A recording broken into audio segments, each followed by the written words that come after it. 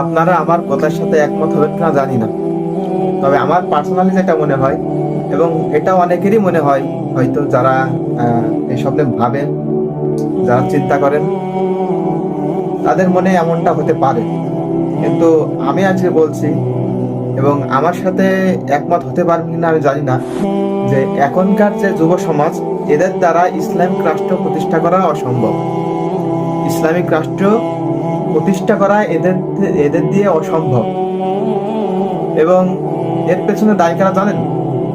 এর পেছনে দায়ী মূলত আমরাই। এর পেছনে দায়ী মূলত আমরাই, যারা পরিবারের মেন কর্তা, যারা পরিবারের অভিভাবক, মূলত এর পেছনে দায়ী তারা। কেন দায়ী তারা একথায় পরে আসছি।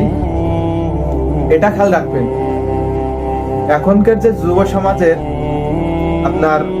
এখনকার যে যুব সমাজরা 2টা-3টা পর্যন্ত ফেসবুক ইনস্টাগ্রাম চালায়, এদের দ্বারা ইসলামিক রাষ্ট্র প্রতিষ্ঠা করা সম্ভব নয়, এবং ইসলামিক খেলাফত প্রতিষ্ঠা করা এদের দ্বারা সম্ভব নয়, হবে না। যে যুবকরা, যে যুবতীরা সকালের খাবার খায় 12টা-1টার সময়, এদের দ্বারাও সম্ভব না। কেন সম্ভব না? এর পেছনে দায়ী মূলত আমরাই, যেটা বলছিলাম। কি কারণে আমরা দায়ী? দেখেন, একটা ইসলামিক রাষ্ট্র প্রতিষ্ঠা করতে হলে বর্তমানে একটা সুশীল সমাজ দরকার থাকে। একটা সুশীল সমাজ প্রয়োজন অবশ্যই হয়, যে সমাজের ভিতরে থাকবে ইসলামিক আইন কানুন, যে সমাজের লোকেরা ইসলামিক যে ব্যাপার স্যাপার আছে সেগুলো বুঝবে, কোরআনটাকে ভালোভাবে বুঝবে, আল্লাহকে ভালো করে চিনবে। সুদমুক্ত একটা সমাজ থাকবে, সুদমুক্ত একটা সমাজ থাকবে। প্রত্যেকটা সমাজ যদি আল্লাহর হুকুম মোতাবেক চলে, প্রত্যেকটা সমাজের ভিতরে যদি নবী করিম সাল্লাল্লাহু আলাইহি ওয়াসাল্লামের সুন্নাত থাকে, সেই সমাজ নেই কিন্তু একটা দেশের ভিতরে প্রত্যেকটা সমাজ যদি এভাবে থাকে, সেই সমাজগুলো নিয়েই কিন্তু একটা দেশ গঠিত হবে। এবং যে সমাজের ভিতর আল্লাহ পাকের হুকুম থাকবে, যে সমাজের ভিতর নবী করিম সাল্লাল্লাহু আলাইহি ওয়াসাল্লামের সুন্নাতগুলো থাকবে, এই সমাজগুলো নিয়েই কিন্তু ইসলামিক রাষ্ট্র প্রতিষ্ঠা করা সম্ভব। কিন্তু এই সমাজটা এখন নাই। এই সমাজটা নাই কি কারণে জানেন? এই সমাজটা নাই কারণ এই সমাজের ভিতরে যত পরিবারগুলো আছে, এই পরিবারের ভিতরে আল্লাহ তাআলার হুকুম চলে না। এই পরিবারের ভিতরে নবী করিম সাল্লাল্লাহু আলাইহি ওয়াসাল্লামের হুকুম চলে না, তার সুন্নাতগুলো এই পরিবারের ভিতরে আমল চলে না, তার যে সুন্নাতগুলো কেউ আমলে আনে না। কিন্তু এই পরিবার যে এই নিয়ম কানুনগুলো মানে না, এর পিছনে মূলত দায়ী আমরা। এর পিছনে মূলত দায়ী হলো আমরা, কারণ আমরা আমাদের পরিবারকে বোঝাচ্ছি না। আমরা তো নিজেরা বোঝার চেষ্টা করছি না, আর আমাদের পরিবারের বোঝানোর চেষ্টা করছি না যে আল্লাহ পাক সে আমাদের কি কারণে পৃথিবীতে পাঠিয়েছেন, নবী করিম সাল্লাল্লাহু আলাইহি ওয়াসাল্লামের সুন্নাত কাকে বলে, এগুলো কিভাবে মেনটেন করতে হয়, নবী করিম সাল্লাল্লাহু আলাইহি ওয়াসাল্লামের সুন্নাত কোন কোন জায়গায় ব্যবহার করতে হয়, আল্লাহ পাক তিনি কে, তার শক্তি কতটুকু, তার শক্তি কতটুকু, এইগুলো আমরা বোঝাচ্ছি না। নামাজের ফজিলত কি, রোজার ফজিলত কি, কয়জনে জানে এগুলা?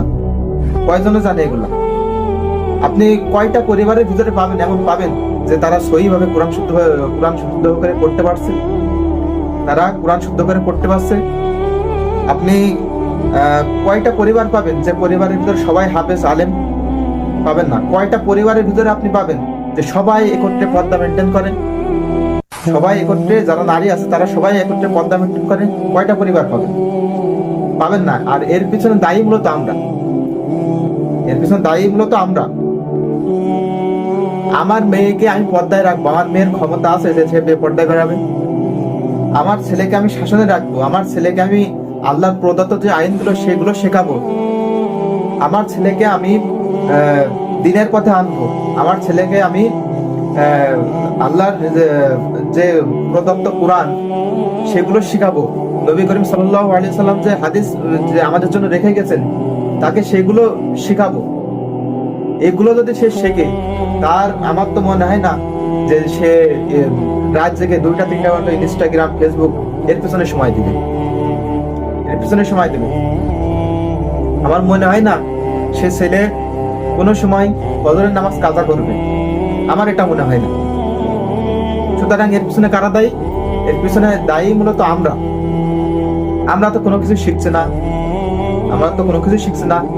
আমরা তো নিজেরা নামাজ পড়ি না, তাহলে পরিবারের প্রত্যেকটা সদস্যকে নামাজের জন্য আহ্বান করবো কিভাবে আহ্বান করবো?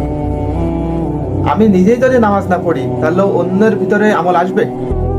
আমি পরিবারের কর্তা, আমি মেন লোকই, পরিবারের মেন লোকই আমি নিজেই আমল করি না, নামাজ পড়ি না, আল্লাহ তাআলা কি আমরা সেটা জানি না, বা আমি সেটা জানি না, তাহলে আমার পরিবারকে বোঝালেও তারা কি বুঝবে? সম্ভব না। সুতরাং এই দেশে যদি আপনি ইসলামিক রাষ্ট্র চালু করতে চান, তাহলে সবার আগে আপনার বড় বড় জায়গায় যেতে হবে না, বড় বড় জায়গার খবর নিতে হবে না যে রাষ্ট্র কিভাবে চলছে বর্তমানে, যে অমুক এই জায়গায় বসুক, তমুক এই জায়গায় বসুক, এটা ঠিক করা লাগবে না। প্রথমে আপনাকে যেটা ঠিক করতে হবে সেটা হলো আপনার নিজের পরিবার।